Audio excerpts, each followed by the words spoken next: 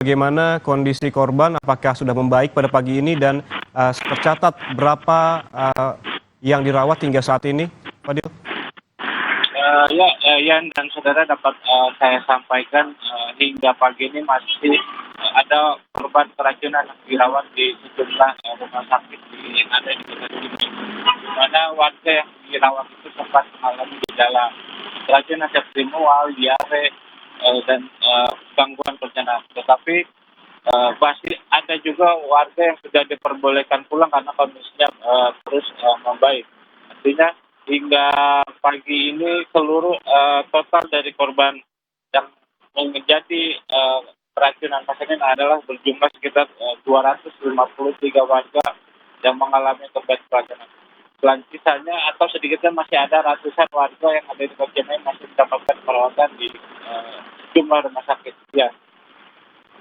Ya, Fadil, bagaimana dengan penanganan kasusnya ini? Apakah polisi sudah memeriksa sejumlah saksi dan sudahkah ada tersangka dalam kasus ini?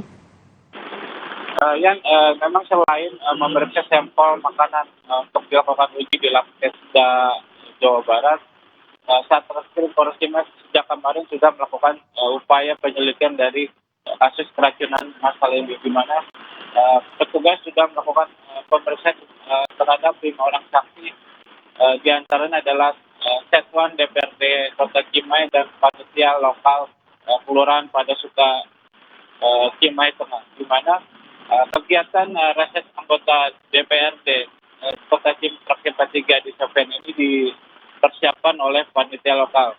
Dan selain itu petugas untuk mengetahui dan memastikan penyebab dari keracunan massal ini, petugas akan memanggil atau meminta keterangan kepada pihak catering. Namun hingga saat ini belum ada penetapan tersangka dalam keracunan massal ini. Fadil, apakah polisi sudah mengambil sampel dari makanan dan sejauh ini apakah sudah ada hasil sementara apa yang terkandung dalam makanan tersebut, Fadil?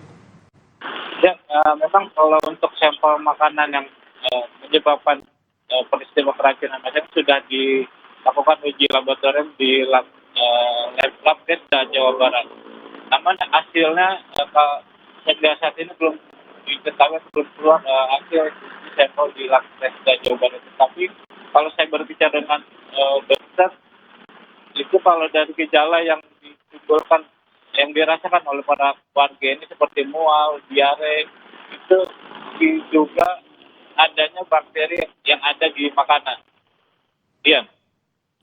Baik, hingga saat ini informasi terakhir ada sekitar 253 yang menjadi korban dari keracunan ini. Terima kasih Ahmad Fadilah melaporkan langsung dari Cimahi, Jawa Barat. Saudara, selesai jeda kami akan kembali dengan informasi. Meski mereka memiliki rumah permanen, warga di Keragan, Rembang, Jawa Tengah kerap tidur beralaskan pasir di dalam kerompok atau gubuk kecil.